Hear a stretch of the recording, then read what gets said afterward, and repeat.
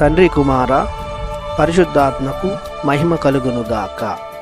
ఈనాటి జీవవాక్యం. పవిత్రుడైన ప్రభువునకు చెందియున్నందుకు గర్వింపుడు, ఆయనను సేవించు వారెల్లరూ సంతసింపుడు. కీర్తన 105 వచనము 3. సర్వ పవిత్రతకు ఊట అయిన ప్రభుని దేవుని బిడ్డలారా, సహోదరి సహోదరులారా, తండ్రియగు దేవుని నుండి యేసుక్రీస్తు ప్రభు నుండి మీకు శుభములు కలుగునుగాక. పేతురు మొదటి లేఖ 4వ అధ్యాయము 10-11 వచనాల ప్రకారం ప్రభువు ప్రతి ఒక్కరిని పలు రకాలైన దేవుని వరములతో కృపావరాలతో నింపి ఉన్నాడు.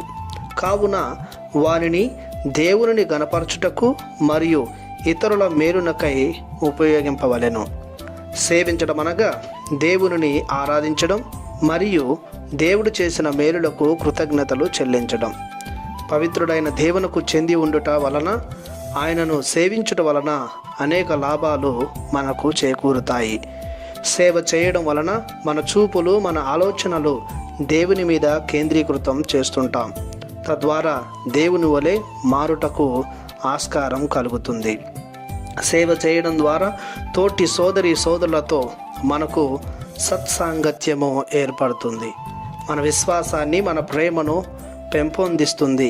దేవుని సేవలో దైవానుభూతిని పొందుకుంటాం. సేవ చేయడం ద్వారా మనలో ఉన్న అహంభావం, స్వార్థం, అసూయ, ద్వేషం వంటి దుర్గుణాలు మనలో లోపిస్తాయి. జీవితంలో సంతృప్తి, సంతోషం, శాంతి, సమాధానం మిగులుతుంది. పవిత్రుడైన దేవుని పవిత్రత మనకు సంతరిస్తుంది.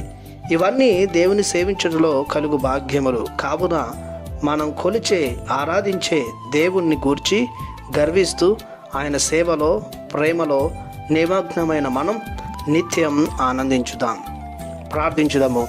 మహాకృపతో నిండిన మా ప్రభువా, మీ అమూల్యమైన ప్రేమకు గాను మీకు వందనాలు చెల్లిస్తున్నాము. సత్యవంతుడవైన దేవుడవైన మీకు చెందినందుకు మేము గర్విస్తున్నాము. సదా మేము ఆరాధిస్తున్నాము. మా దైనందిన జీవితంలో ఎన్ని ఇబ్బందులు, చీకుచింతలు వచ్చినా మిమ్మే అంటిపెట్టుకుని జీవించేలా, గర్వించేలా, మీ పాద సేవలో నిమగ్నమయ్యేలా దీవించమని మీ ప్రియకుమారుడు నజరేయుడగు యేసు నామములో ప్రార్థిస్తున్నాము తండ్రి. ఆమేన్. దేవుడు మిమ్ము దీవించునుగాక. ఆమేన్.